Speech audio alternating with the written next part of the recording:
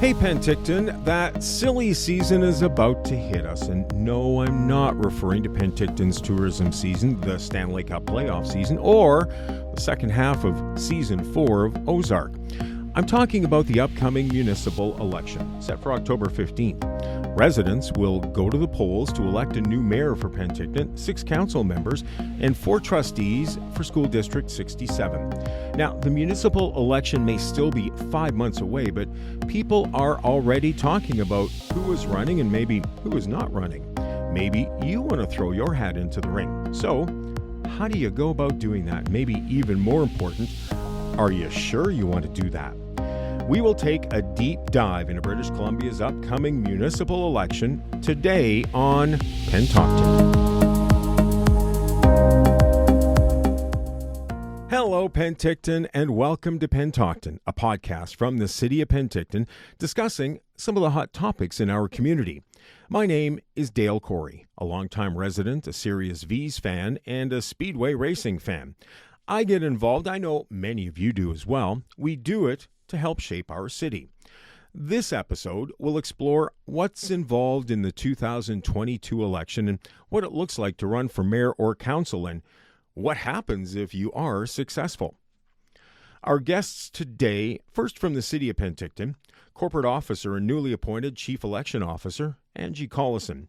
Angie will speak to the procedures of the election and provide you with some of the details you need to know should you be considering throwing your hat in the ring. Angie, welcome.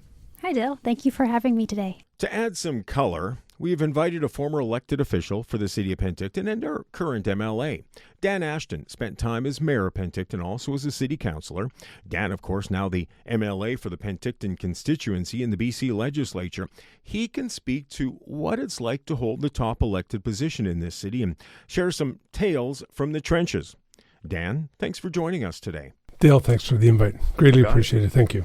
Now, a disclaimer off the start, these are Dan's opinions and stories and not the views of the city or current council. Welcome, all of you, to PenTALKton. Now, this conversation will take you through what happens before, during, and after the election.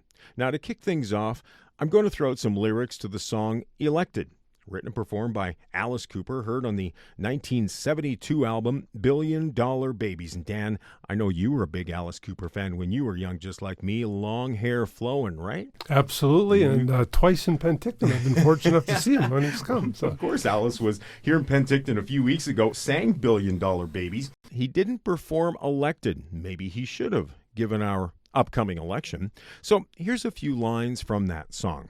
I'm your Yankee Doodle dandy in a gold Rolls Royce. I want to be elected. We're all going to rock to the rules that I make. I want to be elected. So, Dan, did being an elected official give you a Rolls Royce? Did you get to make all the rules? No, I think if I remember correctly, I had a GMC pickup, quite old, and a little Pontiac Pursuit. So, nope, no rolls for this kid. So, what makes a good counselor? Go back in time, and obviously you follow politics closely. What makes a good counselor or a good elected official? You know, Dale, to start off in all seriousness, and I want to say thank you for the opportunity, because I think it's really important when you have a wonderful community like Penticton. You have incredible people that are in council, that have been in council, and those that want to run for council.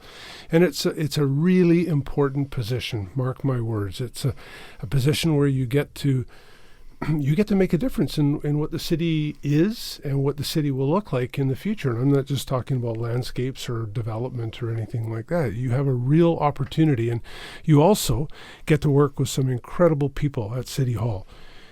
Staff are wonderful. Staff are there for a lot of guidance. Staff make a big difference in the day-to-day operation where a councillor doesn't, or a mayor doesn't. And so it's an absolute honor to be elected at the city, whether it's for council or for mayor. And, you know, to be frank, a mayor he's in Penticton. There's 6 councillors and a mayor. You know, a mayor has 1 vote. That's it. You know, people think that the mayor can overrule this and do this and that. That's not true. As a matter of fact, as a mayor, you better get along with 3 other councillors if you want to get something done in Penticton. Because if you don't get along with 3 other councillors, you're going to be sitting on the sidelines in the penalty box wondering what happened there. So. Do you feel a lot of pressure when you go back in time and when you were sitting on council and then as mayor? You talked about the importance of it. Did you feel a lot of pressure at that point that I got to do things right? I've got to put the right foot forward and right motions forward all the time. Well, pressure might not be the right word, but you have a great responsibility, and you should take that responsibility very seriously because, as I said, you have there's a lot at stake, and decisions can be good and decisions can be bad, but you want to make sure that they're all good decisions and that you're a part of that. And I'm not talking about opposing views. I'm talking about the best decisions for the people of Penticton who you represent. And we'll cut to the chase real quick. I live in Trout Creek. I live in a different municipality, but our family was based in Penticton. We lived in Penticton for a long time before we moved to Trout Creek, and we owned a lot of property, Touchwood, in Penticton. And I've always called Penticton home, so I was very fortunate, and with name recognition because of stores and that, and being a long-term resident and family involvement in many things in Penticton, I was fortunate enough to get elected in 1999, and it was a really good step forward for me. It's a real growth that you walk in people have asked, what's it like your first council meeting? It's a blur, right? Because you have good staff there. There's procedures and policies that are coming forward at it. And until you step up to the plate, first of all, and get to make your first decision on it. And the other thing is you better be a darn good reader because there's a lot that's thrown at you. And I remember I'm seeing a couple smiles around the table here. I can remember some of the agenda packages, picking them up on Thursday, and they were 3.5 inches thick. There's a lot of paper to shuffle through on the weekend. So as I mentioned earlier, this is going to be the before, the during, and the after leading up to the election. So we're gonna talk a little bit more in detail about the before. But let me bring Angie in here, and maybe Angie will backtrack a bit and explain what is the job of the mayor, what is the job of a council member. Wow, that's a great question. The role of an elected official is that of governance. They make collective decisions based on the needs and wants of the community. Council sets their strategic priorities. They adopt a 5-year financial plan, bylaws, and policies that will really shape the long-term vision of the city. Okay. So what's the criteria to run for council or for mayor, for that matter? Do you need to be a certain age? What qualifications do you need to have? Well, you do need to be a person. I did have someone that wanted to nominate their cat for mayor once. That was quite a surprise. And how did that go? Well, I was a bit shocked. So once I showed them legislation that states you have to be a person, they understood. But the cat was really nice. But I take it they were quite serious about wanting to put the cat forward for an elected position. They were, yes. But to be eligible to run for a local government office, a person must be 18 years of age or older, a Canadian citizen, a resident of BC for at least 6 months before filing their nomination documents, and not disqualified under the Local Government Act or any enactment from being nominated or holding the office. And like Dan mentioned, you don't have to live or own property in Penticton to run. Yeah. Okay, and we're going to get more into detail as to some of those qualifications a little bit later. Dan, what makes a good councillor? What makes a good mayor? I mean, it's a pretty general question, but when you think back of your time in some key roles at the City of Penticton, what makes a person that can be successful in those positions? Dale, Angie just said a word that I have a strong belief in, and she said governance. And I think that's really important, not politics. Leave the politics at home or on the table or to other levels of government on it. It's the governance part that makes a real difference, and being really involved in your community and wanting to make your community, not better is maybe not the right word to say for it, but you want an involvement in your community. You want to be able to have a voice in the shaping of the community in the future and the ongoing operation of the City of Penticton. You want to have that ability to say, look, as a council, we take this direction, or we would like to take this direction, and work concurrently with staff. And staff are very, very malleable to council, which is good. Mm-hmm. So they're not at loggerheads, and they shouldn't be at loggerheads. It should be a mutual decision to go forward with the great experience and expertise of staff bringing forward recommendations, and letting council fine-tune that on the governance part of it. Yeah. Sitting as a councillor and then as a mayor as well, you would have dealt very closely with city staff at the City of Penticton. So what was that relationship like when you go back and you think about it a little bit more? You mentioned the importance of having a good relationship. I'm sure it can get strained at times because there might be disagreements there or not visualizing the same thing. But what do you remember back to your relationship in both positions with staff? Well, I work with some really good people at the City of Penticton. Yes, we had differences. I mean, that happens in life. You have differences, but I was raised in a family we had a golden rule. You treat everybody like how you like to be treated. And I've carried that on all through my public life. And I think that's incredibly important. You don't want somebody coming in and trying to be dictatorial towards staff because they feel it's a direction the city should go in. It's a collective decision of council. And as I said earlier in the conversation, if somebody wants a certain direction in the city or something accomplished in the city, it's a vote of the majority. And so you want to be working closely with council and mayor or who's ever bringing it forward or staff. Staff bring forward recommendations. That's what they are. Then council will itemize that and make it official. Yeah.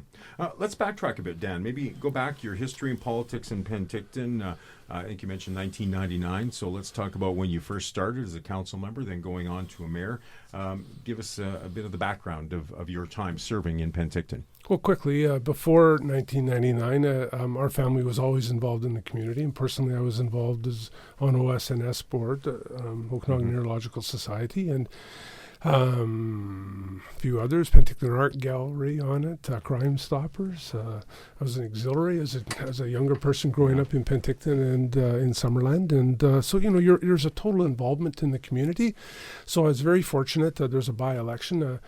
A councillor left to move to Vancouver, and a by-election was held in 1999. I was elected in 99 as a councillor and worked as a councillor with an incredible council. And also was appointed to the regional district. And after about a year or so, there was a shift and a changeover because some issues there, and was very fortunate to be elected as the chair, a position that I held for 10, actually, I think it was 10 years at the regional district. And then 2008, the city had gone through a big transition, the event center, some development, but the world was going through an even bigger transition. 2008 was a big downturn. And I put my name forward to run for mayor, was successful, and carried on from there. And, like I said, there was a big transition in Penticton at that time, and there was some things that had to be done, and they were accomplished, and then we moved on to bigger, better things. Yeah. You had to make a number of decisions there. You had to make a decision to run a by-election, to run as councillor, then to run as mayor as well. So do you remember the moment you decided to do it, maybe what the key turning point is in your mind to say, I'm going to go for this? Yes, I do. But knowing the odd time to put my foot in my mouth, and I was bemoaning something that had happened at the City of Penticton, and was shooting my mouth off with some friends, and they said, geez, Ashton, if you can do better, why don't you run? So there you go. So that's a true story. Yeah. So. And I'm going to take it, and you've been around a lot of people that have obviously had elected positions, but is that kind of a common theme? I mean, even sitting as an MLA in legislature right now, do you sense it's a common theme from people that they run because they're just maybe fed up with something, or they want to help change something for the better? I think the latter. I think it's the latter. It's not fed up. It's they want an input and a voice into the direction that a city, a regional district, a regional area, or a province or a country want to go, and they want to be part of it. And I bet you dollars to donuts that 99.999% of people that are elected have that in their heads and their hearts, that they want to be involved in the future of what they're going to be represented in that electoral position. Mm-hmm. Okay. Angie, as we mentioned, the election's October 15th. What are some of the key dates, activities people can expect through that time? Well, the nomination period begins at 9 a.m. on August 30th and closes at 4 p.m. on September 9th. At the end of the nomination period, candidates can start to put up signs around the community, and the campaign period begins September 17th to October 15th. There will be advanced voting opportunities on October 5th, October 8th, and October 13th at the PenTALKton Trading Convention Centre, or you can vote on General Voting Day, which is Saturday, October 15th, at the PenTALKton Trading Convention Centre or at the Seniors Drop-In Centre from 8 a.m. to 8 p.m. And mail ballots will also be available. Yeah, okay. So maybe explain a bit more. What does a person have to do to become a member of council? What is the process? Well, you can download a nomination package from the City of Penticton website, or you can pick up a package from City Hall. Prospective candidates must be nominated by at least 10 eligible electors, and the completed documents must be submitted to the Chief Election Officer during the nomination period. But a candidate can change their mind and withdraw on or before September 16th. Okay. So you mentioned before, the before, during, and after an election. So, Dan, let me bring you back in. What's it like to run in a campaign for local government? Let's go back to the campaign, whether it's the first time in the by-election, as a council member, as a mayor. Talk about the campaign itself. What worked for you?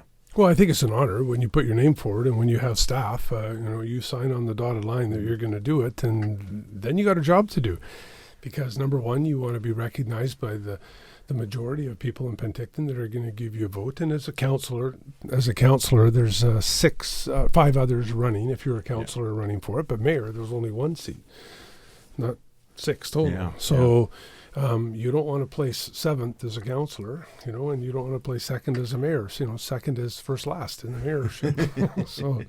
so it is a challenge, and you want to make sure you're in the public and public know what you're about, and you're not coming in with an agenda, quote and unquote. You're coming in to hopefully make Penticton a better place, and the public wants to hear that, and they want to hear, what your ideas and ideals are in the position that you're seeking. Mm-hmm. Do you remember how much time you put in? Maybe even that first time as a council member, and especially that first full election as a council member or running for council. How much time did you put in? Well, there's 24 hours in a day, and I think I was working 25, to be honest with you, because I had a mentor that had been very successful before, and through discussions with him and other people that I knew, you put the time in, you will be successful. And so you're out there. I'm one of those fortunate people that don't require a lot of sleep, and so I was up early, and with election signs. Now it's all changed because now it's only certain areas of Penticton for election signs, but you don't want an election sign laying on the ground because some people go, well, geez, if you can't look after an election sign, how can you look after the city? So there's a lot of things involved in it, and the more, in my personal opinion, the more time you put in, the better chance of success that you'll have. Yeah, and I take it getting some support from friends, from family, from those people close to you. They like the ideas that you're throwing out, but you need their support to do a lot of things, even just checking signs every morning to make sure they're still standing. Yeah, exactly. And the other thing is if you do have a family, you want to make sure because, again, speaking from experience, you're away a lot. There's a lot of things that happen, and if you want to be involved in the community as a councillor and or a mayor, your time is in demand quite often, and they want to see the public, and again, in my opinion, the public wants to see you out and about in the community, and that's important. Yeah. Angie, what are the legalities of running a campaign, running for council or mayor? And I'm thinking about maybe the financial reporting, some of the duties a candidate might be in charge of. Yeah, campaigning is a lot of work. You have to open a separate bank account for all campaign transactions and donations. That's why candidates appoint financial agents and official agents to help. Dan can tell you more, but what I will mention is that Elections BC administers the campaign financing and election advertising rules under the Local Elections Campaign Financing Act, and prospective candidates should check out Elections BC and the Province of BC's website for more information. Are there limits as to how much people can spend? And I'm thinking overall from your signage to advertising and anything else that you can put money into for your campaign. What are the limits there? Yes, there are campaign limits, and Election BC does set those. And I think for 2022, they've set them at $28,000 for a mayor and around $14,000 for a candidate. Yeah, okay. Is being an elected official, whether it's mayor or council, is this a full-time job? I'm sure it can feel like it is at times. There is a high volume of reading and learning involved, and there is a substantial time commitment as an elected officials attend numerous council meetings and committee meetings. What's the money like? Give people a sense. If they obviously should not be running for the money, let's say that. However, they do get compensated. What's it like for mayor? What's it like for council? Yes, there is a remuneration, and the mayor gets just over $83,000 a year, and council members receive an annual remuneration of $27,500 a year. Dan, you could have had a Rolls Royce for that, couldn't you? Not even a used one, I don't think. So don't want one, but you would have paid the pickup off. What things worked well? What would you avoid if you were able to do it again? Give us a sense of the good things, the bad things of the campaign. Critical people. That's one. You get it everywhere, and people just want to be heard, and that's one thing that I found during this period of time being in public office is that people like to voice their opinion, and I think it's important that a councillor, or a mayor, or an MLA, or an MP, or a rural district, member, chair, etc. They listen to the people because that's incredibly important. And whether you like what they're saying or whether you don't like what they're saying, you're in a position where you should be listening to them and hear them out. And unfortunately, there are some, that take it overboard, and that's one of the things. And there's ways that you can finish those conversations. So that everybody's maybe not super happy, but they're not mad about something, right? So, people can have their opinion and you have your opinion, and I've always tried to leave it on an even keel, so we can agree to disagree. There it is, but so. I'm going to take it during the campaign, going to Safeway or Save-On or Walmart or shopping wasn't quite the same as it normally might be without a campaign. Still isn't the same. Wait till you get elected. It's even worse. So talk about that. What was your life like during that few week period during the campaign itself, and then obviously after that once you get elected? Well, it's visibility, and during the campaign you want to be visible and you want to be out there. And I'm probably not telling tales out of school, but I can remember what I consider to be good advice is when you go shopping, you start on one side of a supermarket and make your way to the other side of the supermarket. And if you're really want to make sure that you're visible, go back the other way again and come back the other way. So, because you'd be amazed at the amount of people that want to stop and just have a chat. And to be frank, it actually is more when you're elected than when you're running for an office. But again, it's visible. I really think it's visibility, and people want to see what you're about. They want to see what you're like. And if you've been in a community and been visible in a community, it's a lot different than somebody that hasn't been, and they deserve as much of an opportunity to be on, right? But they have to work harder, right? It's something. And the other thing, and Angie might be able to say it, unfortunately, there are people that really don't quite know enough about the candidates, and they will start at the top. So believe it or not, if your name starts with the first letter or second or third letter of the alphabet, you have a greater chance of getting more votes than if you're at the bottom end of the alphabet, because there are 26 letters and 6 positions as a councillor. So there you go. Yeah. And I take it can be frustrating at times as an elected official, even now sitting in the legislature in Victoria, that you're getting your ideas out there. You're trying to explain to people as best you can what's behind some of your decisions. But if they don't listen close enough, or they just look at that headline and scan to the next page of the newspaper, they might not get all the details. Can that be frustrating as an elected official? It is, and even more frustrating today because, and I'm a huge supporter of local journalism and journalistic individuals that write on local papers and on local articles and local things that are happening in the community. Since I started, social media has come in, and it is a different duck altogether. And it's where people can say what they want, and there does not seem to be a filter.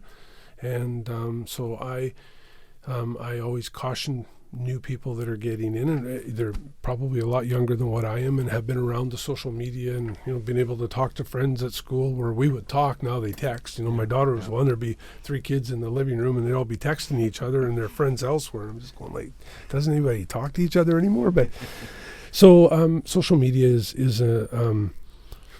social media can be a large detriment to a person's wants and desires, and not egos isn't the right word, but what they're trying to put forward, because there can be some very nasty people out there on social media.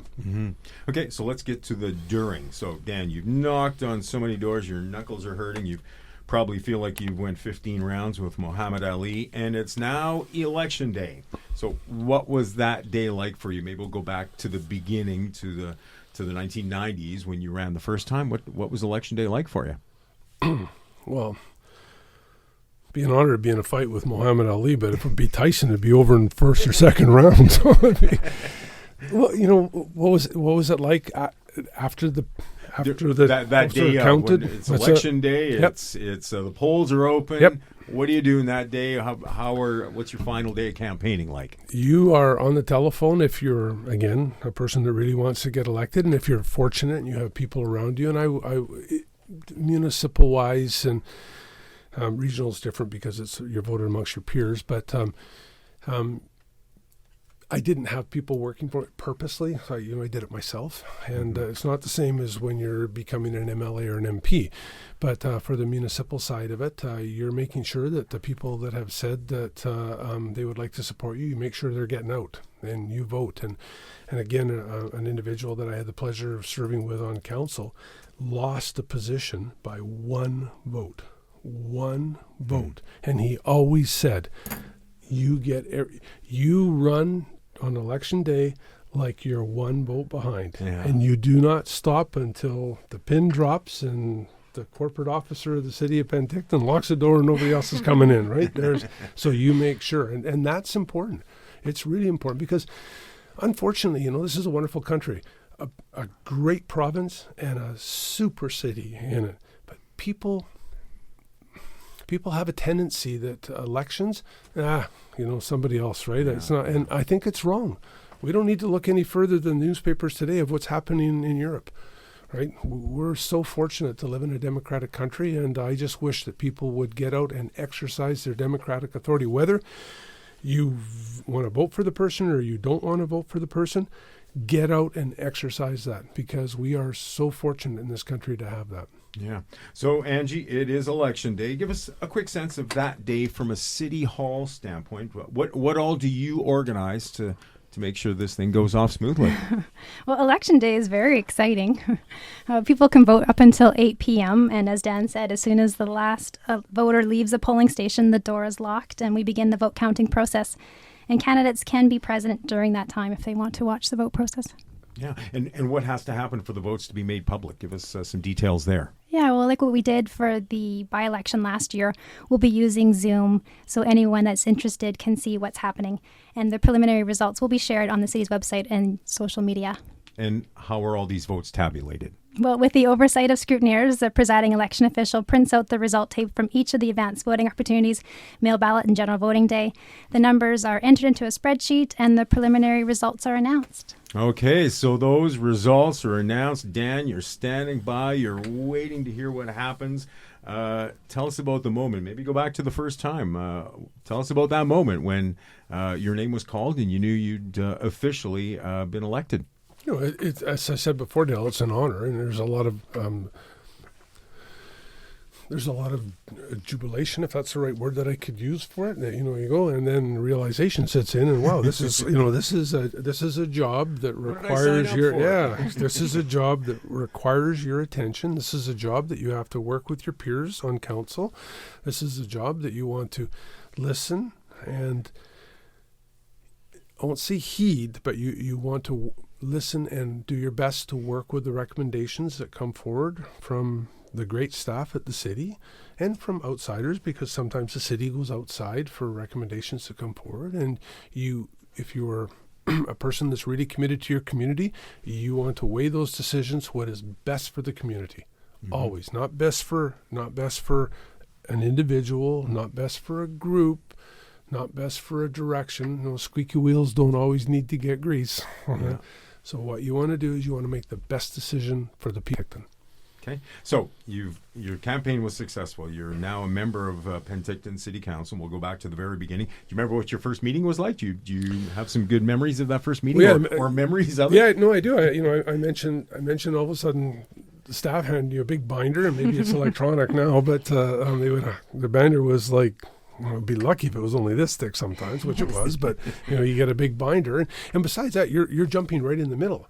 And staff have been on pause for a while for the election, and they're walking with trepidation too, because they have a great interest about who's getting in, because lots of things unfortunately get said during election processes that probably staff or, their radar antennas go up and go, whoa, what direction is this going to be going? But staff are always professional, and what they do is they work with the council that's in there. I see smiles coming around the table, but I know they do.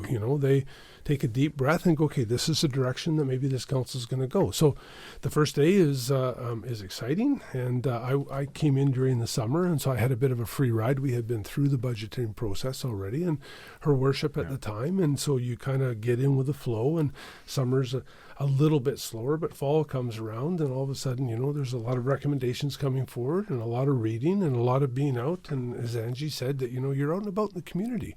There's a lot of committee meetings because you get appointed to committees, and you've jumped in. And to be frank, the water's about eyebrow level. It's not below your nose. You're swimming real quick. So Angie, to make sure none of these candidates, and especially the new ones on council or mayor, don't drown, what does the city do? How do you prepare these new elected officials? There could be 7 new elected officials stepping into office once all this is said and done. What do you do to help them out from a staff standpoint to ease them in and to make sure they can continue with the flow of making those key decisions in their positions? Yes, well, we welcome all newly elected council, even those that have served on council, with the council orientation session, and we cover a variety of different topics. Like the meeting format, public hearings, confidentiality, closed meetings, bylaws, conflict of interest. And then right after that, they head right into strategic planning, and then they'll start to set the priorities for the community. So there's a lot of work that they jump into right away. Mm-hmm. Dan, I was going to ask you about the steep learning curve, and also maybe tie in the fact that you went from being a councillor, sitting as a councillor, to running for mayor and being successful there as well. So steep learning curve, I mean, from both aspects, just becoming a councillor, a new councillor, but also moving into the mayor's chair as well. Talk about that and the learning curve that you went through. Yeah, absolutely, Dale. It is a big learning curve, and especially if you want to be a dedicated councillor. I mean, if you want to coast, but that's not what people have put you in the position for. So if you want to dedicate your time in the city as a councillor, it is a steep learning curve, and then you want to be out in the community. If you're involved in groups in the community, Rotaries and Kinsmen and that, you want to be listening to what they're saying. And to be frank, if you're walking through the aisleways of a grocery store, people stop you, you got to be there to listen to them. You want to hear what they have to say, because you'd be amazed. There's some very, very, very intelligent people in the community, and they like to have access to when I say council, I mean council and mayor. They want to have access to it. And it's just not council meetings. I mean, council meetings can be arduous, sometimes, because it's a lot of things that you have to go through with it. But you want to make sure that, you've got a smile on your face and you're listening to the people that put you in that position, if it's on council or as the mayor. There's 7 here in the city of Penticton, whether you're a council member or sitting in the mayor's chair. You still just got the 1 vote. So talk about maybe the differences between sitting as a council member and as mayor. How did things change for you moving into the mayor's chair? You still got just the 1 vote, but how did things change there? Well, I found you work with staff a lot closer, because staff will come and bounce ideas off you, and whether it's budgetary items, etc., before the budget's presented, and direction. And I was always adamant that I represent 1 of 7, so I wanted to make sure. So what I was hearing, I wanted to make sure that council was hearing, and I think that's incredibly important. You don't want to be a lone gun, because you think staff can be hard on you. You wait till council turns against you. So you want to make sure that everybody's in the loop and everybody's hearing what you're hearing, and I think that can make a real difference. And we hear horror stories out there sometimes with councillors, and I'm not talking about Penticton, I'm talking about broad, but about councillors coming offside or mayors coming offside. And communication, to me, if communication was present and done properly, those issues don't usually appear. Yeah. So I'm going to ask you both the same question. Dan, I'll let you start with it in that What makes a good council? You can answer it from an elected official's standpoint. I'll let Angie answer it maybe from a staff standpoint and working together a little bit more. But what makes a good council, mayor and council, from your standpoint? Dale, you just said it, working together. I think that's really important. And again, it's like the kitchen table. You know, I came from a family, 2 sisters and myself and mom and dad, and we were involved in retail and Sunday night dinners. Oh my gosh, you know, because it was the start of the week and, you know, things were happening and planning about what was going to be taking place. And, you know, it could be hot sometimes. And, but Monday morning came around, you put a smile on your face and, you know, you're all back pulling in the same direction. So council can be like that. In camera, you can voice your opinions a little bit more. So you're not present in the public, but, you know, when you come out into the public venue, I think, I'll retract that. I know that when councils work together, that makes the difference. Yeah. Angie, what about from your standpoint? From a staff standpoint, working closely with the mayor, working closely with council, what is the best situation that you can have from a staff standpoint? Well, I would say if they come to the meeting prepared, they've read the agenda packages, and they're ready to make some decisions. And it's been in my experience that people that run for council truly want to make a difference in their community, and they do. Yeah. And Dan, maybe to finish up from a positive standpoint, what's your best advice for somebody that's sitting out there right now? They're maybe on the fence a little bit. They're thinking, you know what, I'd like to get involved a little bit more in politics at a municipal level as maybe a council member to start. What advice would you give them as to what leads into being a good elected official here in the city of Penticton? Well, seek input from your peers, seek input from people that you think have similar concerns in the city or have concerns in the city, and listen. Was the big thing. It's you learn a lot more when you listen than when you talk. Yeah. Well said, Dan. Well said. That's something I think we all need to take to heart a little bit more. Again, our guest today from the City of Penticton, Corporate Officer, newly appointed Chief Election Officer Angie Collison, and former Councillor and Penticton Mayor Dan Ashton. To both of you, thank you very much for joining us today. Thank you. Dale, thank you. It's always a pleasure, and it's nice to meet Angie. And so I'm glad with all city staff to be... Penticton's a wonderful community, and there's a lot of great people that work at the city, and there's some terrific councillors, and there's a whole bunch of councillors out there that maybe new councillors on it. My last thing to say is that make sure that your main focus is on what's best for the community, not what's best for you or the squeaky wheels. There you go. Great words. Dan and Angie, again, thanks for the insight into the BC municipal election set for October 15th.